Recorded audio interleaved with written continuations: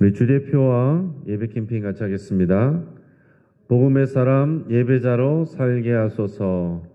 우리는 가정의 예배자입니다. 우리는 영적 예배자입니다. 우리는 삶의 예배자입니다. 아멘. 로마서 8장 28절 우리 세 번 같이 하겠습니다. 우리가 알거니와 하나님을 사랑하는 자 곧 그의 뜻대로 부르심을 입은 자들에게는 모든 것이 합력하여 선을 이루느니라. 우리가 알거니와 하나님을 사랑하는 자 곧 그의 뜻대로 부르심을 입은 자들에게는 모든 것이 합력하여 선을 이루느니라. 우리가 알거니와 하나님을 사랑하는 자 곧 그의 뜻대로 부르심을 입은 자들에게는 모든 것이 합력하여 선을 이루느니라. 아멘.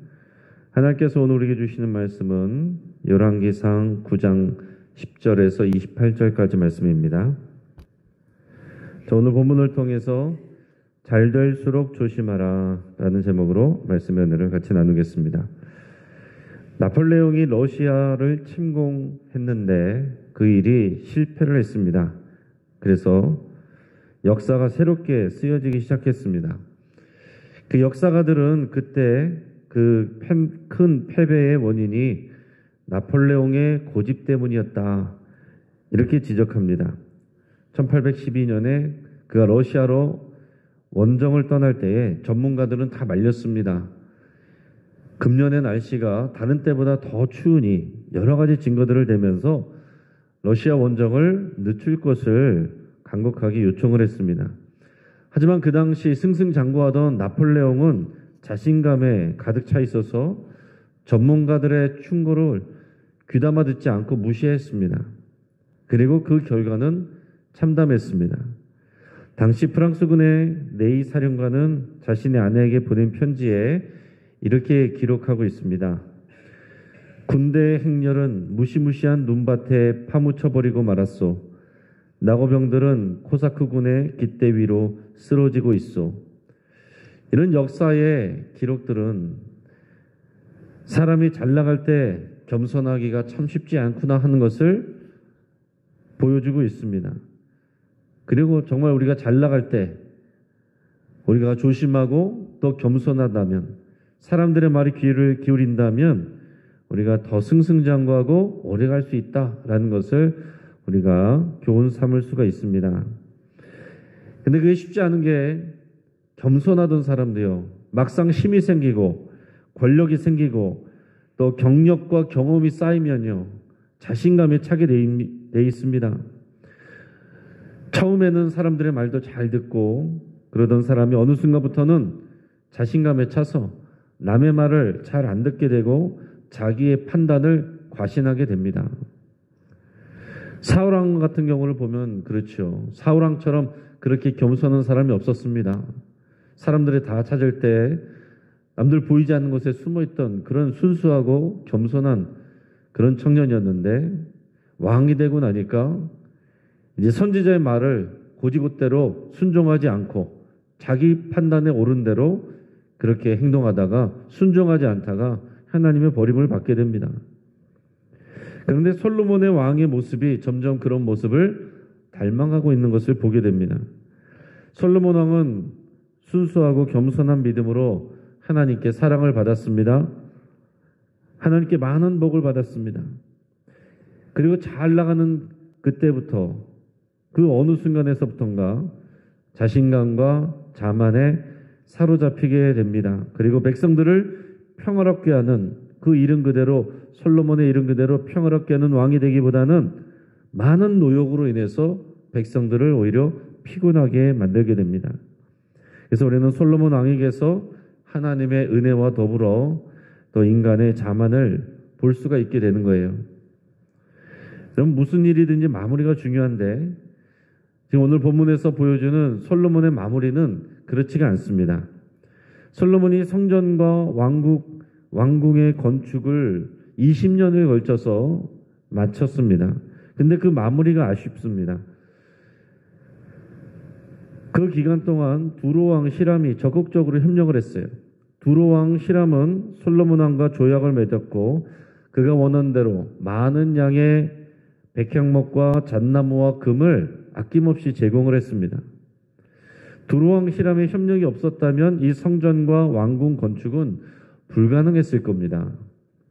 솔로몬 왕은 두로왕 히람의 공을 치하하면서 모든 공사가 마무리된 다음에 그에게 갈릴리 땅의 서급 20곳을 주었습니다.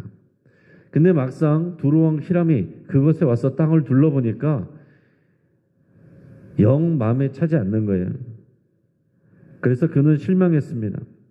그것은 이스라엘 북부 두로 경기에 있는 성읍들인데 그곳에는 이방인들이 거주하고 있었고 좋은 조건의 땅이 아니었습니다. 그래서 히람이 솔로몬 왕에게 말하기를 어찌 나에게 이런 땅을 주느냐 이렇게 얘기를 했습니다. 그러면서 그 땅을 가불 땅이라고 불렀는데 그것이 쓸모없는 땅이라는 그런 뜻입니다.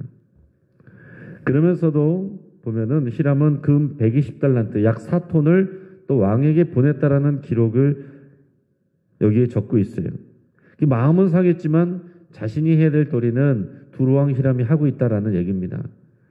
그러니까 겉으로는 이 교육이 계속 진행되고 있지만 이미 마음이 상한 겁니다. 두로왕 히람은 다윗 왕 때부터 두터운 친분을 유지했던 사람입니다. 그리고 솔로몬이 왕이 됐을 때 그를 정말 기꺼이 축하해주고 진심으로 기뻐해주고 이 성전과 왕궁 건축을 위해서 정말 헌신을 다해서 협력을 했습니다. 단지 돈 욕심 때문이 아니었습니다. 교육을 했기 때문에 그에 해당하는 또 음식물 곡식도 받았지만은 그게 아쉬워서 한 게 아닙니다. 정말 의리 때문에 정말 친구로서 정말 순수한 마음으로 그렇게 도와줬습니다. 그런 점을 생각을 했을 때 솔로몬이 두로왕 히람에게 보인 태도는 실망스러운 일이라고 할 수가 있습니다. 다윗을 통해 하나님을 경외하는 마음을 가졌던 두로왕 히람입니다. 그는 이방인이 다윗을 보면서 살아계신 하나님을 찬양하던 그런 사람인데 솔로몬 왕을 보면서 어떤 마음을 가졌을까요? 아마도 하나님에 대한 마음이 차갑게 식지 않았겠습니까? 오늘날도 마찬가지입니다. 우리 그리스도인들은 세상의 소금과 빛이라고 우리가 부름을 받았습니다. 우리가 교회에서만 자라면 안 되는 거죠. 세상의 소금과 빛이라고 그랬는데 우리가 교회 안에서만 소금과 빛의 역할을 한다면 그것은 맛이른 소금이 되는 것이고 비춰지지 않는 등이 되는 것입니다. 세상은 우리를 보면서 예수님을 보게 되는 것이고 교회를 판단하게 되는 것입니다. 우리가 그리스도의 편지고 우리가 그리스도의 메시지예요.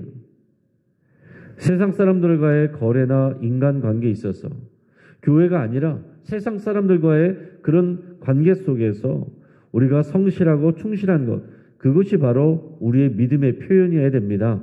우리가 교회 안에서 정말 신앙생활 잘하고 좋은 예배자로 끝나는 것이 아니라 우리가 캠페인마다 외치는 것처럼 우리가 삶의 예배자가 되어야 되고 가정에서 가정의 예배자로 설 때에 우리가 가정에서 가족들이 우리를 보면서 살아계신 하나님을 보게 되는 것이고 세상 사람들이 우리를 보면서 정말 교회가 살아있는 곳이고 하나님이 계신 것이고 그 사랑을 볼 수 있는 곳이라고 그렇게 믿게 되는 겁니다.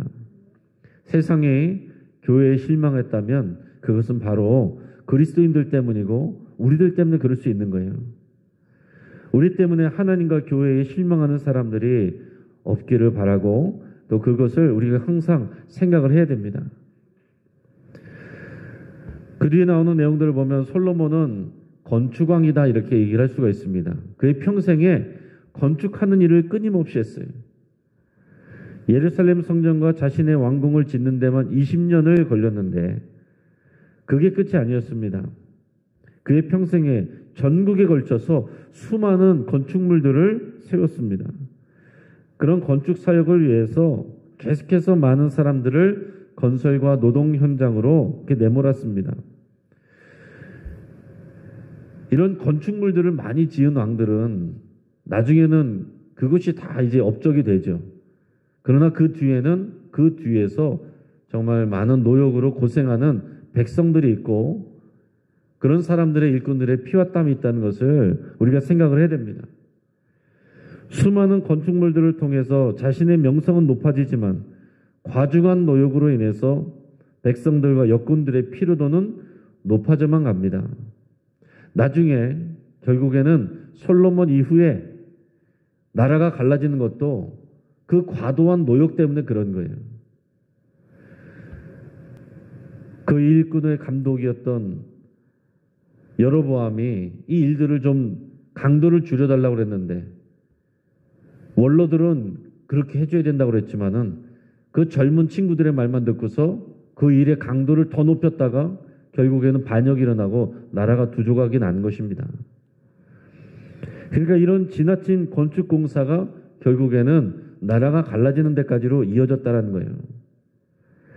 오늘 본문의 15절에서 19절까지 말씀을 우리 같이 읽겠습니다. 솔로몬 왕이 역군을 일으킨 까닭은 이러하니 여호와의 성전과 자기 왕궁과 밀로와 예루살렘 성과 하솔과 무깃도와 게셀을 건축하려 하였습니다. 전에 애굽 왕 바로가 올라와서 게셀을 탈취하여 불사르고 그 성읍에 사는 가나안 사람을 죽이고 그 성읍을 자기 딸 솔로몬의 아내에게 예물로 주었더니 솔로몬이 게셀과 아래 베토론을 건축하고 또 바알락과 그 땅에 들에 있는 다드몰과 자기에게 있는 모든 국고성과 병거성들과 마병의 성들을 건축하고 솔로몬이 또 예루살렘과 레바논과 그가 다스리는 온 땅에 건축하자 하던 것을 다 건축하였는데, 자, 평생에 그가 건축을 했습니다. 자, 밀로라는 것은 돌로 만든 계단식 구조물인데요. 다윗 때에 이게 처음 언급됩니다. 그 예루살렘 성이 이제 여부스 사람들의 성이었을 때 그 땅을, 그 성을 정복할 때 정비한 바 있는 그 성, 그 밀로라고 이렇게 기록이 나옵니다. 그것을 다시 이제 새롭게 건축했다라는 그런 내용입니다. 이것을 비롯해서 예루살렘 성과 하솔과 무깃도와 게셀과 베토론과 바알락과 들에 있는 다드몰과 국고성들, 병거성들, 마병의 성들을 건축을 하고 그가 통치하는 기간 내내 건축하고 싶은 것들을 계속해서 다 건축했다라고 기록하고 있어요. 특히 여기 나오는 게셀이라는 것은 솔로몬의 아내 애굽의 공주였습니다. 그 애굽의 공주였던 이 솔로몬의 아내를 위해서 그의 아버지 애굽 왕 바로가 이 가나안 원주민들을 내몰지 못해서 남아있던 그 게셀 지역을 애굽 왕 바로가 쳐들어와서 그 가나안 사람들을 다 죽이고 그 성읍을 차지했습니다. 그리고서는 그것을 예물로 솔로몬에게 준 거예요. 그래서 솔로몬이 거기에 그 성읍에 또 건축물들을 짓게 됩니다. 자, 이방인이자 조상들을 노예로 삼았던 그 애굽 왕 바로의 딸을 지금 아내로 맞이하고 있습니다. 물론 이것이 이제 왕으로서 여러 지역 나라들과 화친을 맺기 위해서 일반적으로 하던 일이죠.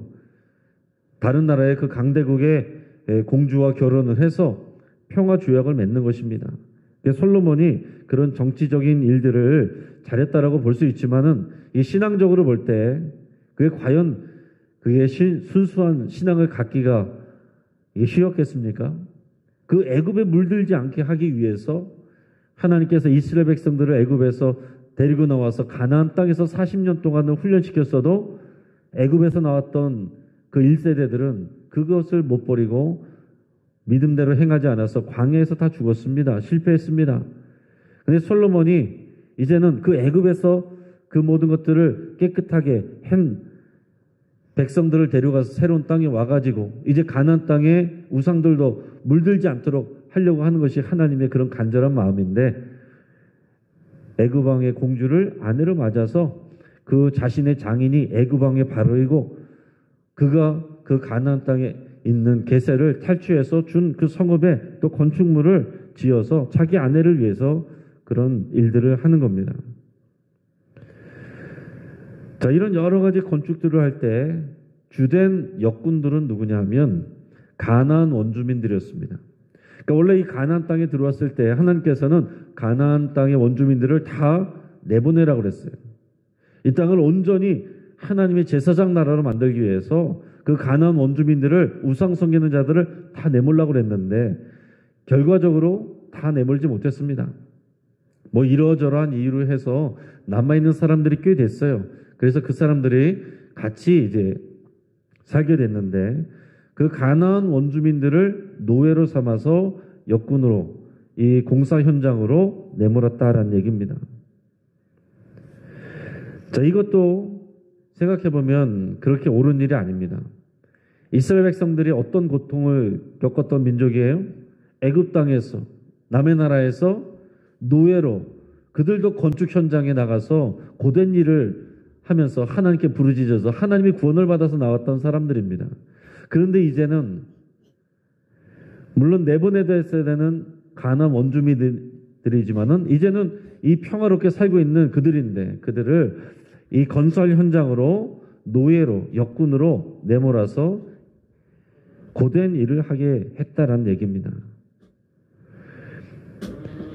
그들을 하나님의 명령대로 쫓아내지 못한 것도 잘못이었지만은 그들을 노예로 삼은 것도 하나님 앞에서 칭찬받을 수 있는 일이 아닙니다. 솔로몬 왕은 그 외에 또 이스라엘 자손들 중에서도 많은 역군들을 일으켰습니다. 대신 그 사람들은 그 가나안 원주민들과 같은 일은 시키지 않았어요. 군사와 신하와 고관과 대장과 병거와 마병의 지휘관으로 그러니까 지휘관으로 이렇게 삼은 거죠. 그리고 550명의 감독관을 뽑아서 그 일하는 사람들을 관리하게 했습니다. 또 직급은 높았어도요. 계속해서 있는 이런 건축의 현장으로 나가서 일을 해야 되는 것은 고된 일들을 하는 것은 또 마찬가지입니다. 근데 오늘 본문에 보면 그 와중에 성전에서 여호와를 위하여 매해 3번씩 번제와 감사의 제물을 드리고 하나님께 분향하는 일도 자리 잡아갔다는 것을 기록하고 있습니다. 이로써 본문 기자는 솔로몬 왕이 진정한 성전 짓는 일을 마쳤다라고 평가를 하고 있습니다. 자, 그러니까 솔로몬 왕을 평가를 할 때 어느 하나로 딱 단정하기는 쉬운 게 아니에요.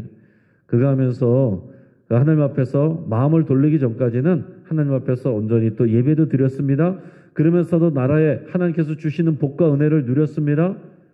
그런데 그가 승리에 도취돼서 계속해서 건축 일을 하면서 많은 사람들을 고된 노동의 현장으로 내모는 것도 같이 있었다는 얘기예요. 그뿐만 아니라 솔로몬은 뒤에 보면 계속해서 두로왕 히람과 해상무역을 통해서 엄청난 양의 금을 수입했다라는 내용도 기록하고 있습니다. 그러니까 왕으로서 보면 대단한 왕인 거죠. 왕으로서 보면 이게 다 업적들입니다. 그러나 그 가운데 오늘 기록되지 않는 내용들 가운데 보여지는 그런 솔로몬의 자만심이 보인다라는 얘기입니다. 그 가운데 고통하고 피땀 흘리는 백성들의 눈물이 보인다라는 얘기죠. 여러분, 우리가 겉으로 보여지는 내용만이 아니라 우리가 그 행간에 숨어 있는 그런 사람들의 마음을 우리가 읽을 수 있어야 됩니다. 두로왕 히람과 계속해서 이런 해상 무역도 하고 있지만 그 안에 예전과 같지 않은 두로왕 히람의 상한 마음도 있다라는 얘기죠. 이제 말씀을 정리합니다. 솔로몬 왕은 승승장구했습니다. 다윗 언약에 충실하신 하나님이 복을 주셨기 때문에 그래요. 하지만 그 때문에 솔로몬 왕은 어느 순간부터인가 자신감이 가득했고 자신이 원하는 것을 모두 추진했습니다. 자, 문제는 그 와중에 하나님을 경외하고 하나님이 만져주신 이 백성들을 맡겨주신 백성들을 돌보는 일에 또 집중했던 솔로몬의 마음이 분산되기 시작했다라는 것입니다. 처음에 하나님께서 복 주신 게 어떤 이유였습니까? 하나님께서 맡겨주신 이 백성들을 잘 재판하고 다스릴 수 있는 지혜를 주십시오. 그래서 하나님이 기뻐하면서 지혜와 함께 부귀영화도 다 허락해 주셨거든요. 그런데 어느 순간에 그 부귀영화의 일들에 솔로몬의 마음의 중심이 점점 더 옮겨져 가고 있는 것입니다. 더 많은 공사와 애국 공주 출신의 아내와 애국 왕 바로의 비위를 맞춰주는 일, 자신의 업적을 위해서 수많은 건축물들을 세우는 일, 여기에 점점 더 마음을 빼앗기고 있다는 얘기입니다. 여러분, 우리가 그럴 수 있어요. 어려울 때 하나님 앞에 간절히 기도하는데 하나님께 복 주시면 처음엔 하나님 앞에 감사하고, 그러다가 그 일이 바빠지면 어느 순간 바빠진 그 일에 마음이 빼앗기고 하나님께 소홀하게 되는 일들이 많다라는 얘기죠. 또 그 와중에 솔로몬 왕은 정말 중요한 것을 놓치고 있습니다. 오랜 시간을 자신을 도왔던 친구와 같은 두로왕 히람에게 소홀하게 대접했습니다. 그래서 그의 마음이 상했습니다. 여러분, 우리가 그럴 수 있어요. 가까운 친구를 실망하게 할 수 있습니다. 솔로몬 왕은 하나님의 마음을 지금 놓치고 있는 것입니다. 또 백성들과 더불어 사는 가나안 땅 원주민들을 고된 노역으로 내몰았습니다. 모두 자신의 안위와 명예를 위한 일들입니다. 여러분, 어느 순간부터 하나님이 원하시는 일이라고 말하다가 그것이 자기의 이름을 위하는 일이 될 수 있습니다. 하나님께서 그렇게까지 그 일을 필요하신 것이 아님에도 불구하고 어느 순간 이거 다 하나님을 위한 일이라고 하면서 자신을 위한 일을 이렇게 벌려서 사람들보다 자신의 일을 더 귀하게 여기는 모습으로 변해갈 수 있다는 얘기예요. 또 솔로몬 왕은 많은 건축 사역을 위해서 자신들의 조상이 당했던 것처럼 가나안 원주민들을 노예로 역군을 삼아서 건축 일에 동원을 했습니다. 또 백성들을 두루 평화롭게 다스리던 왕의 모습에서 어느 순간부터 자신의 야심을 위해 주변 사람들을 고통스럽게 하는 폭군의 모습을 닮아가고 있다라는 것입니다. 여러분, 오늘 말씀을 통해서 우리의 모습을 돌이켜볼 수 있길 바랍니다. 지금 우리는 하나님 앞에서 우리 마음이 겸손한지 돌아볼 수 있길 바랍니다. 우리가 어려움이 있고 그래서 하나님 앞에 간절히 기도할 때라면 더 모르겠지만은 그 일이 응답이 되고 잘 되고 있을 때 우리가 더 주의해야 됩니다. 자신감과 또 우리의 자만심으로 가득 차지 않는지 돌아볼 수 있길 바랍니다. 그래서 우리가 어려울 때는 늘 하나님 앞에 간절히 기도하고, 그리고 하나님이 복 주셔서 잘 되면 잘 될수록 자만하여 넘어지지 않도록 하나님 앞에 더 겸손하게 나갈 수 있기를 주의 이름으로 축복합니다. 같이 한번 기도하겠습니다. 우리 말씀을 붙들고 함께 기도하겠습니다.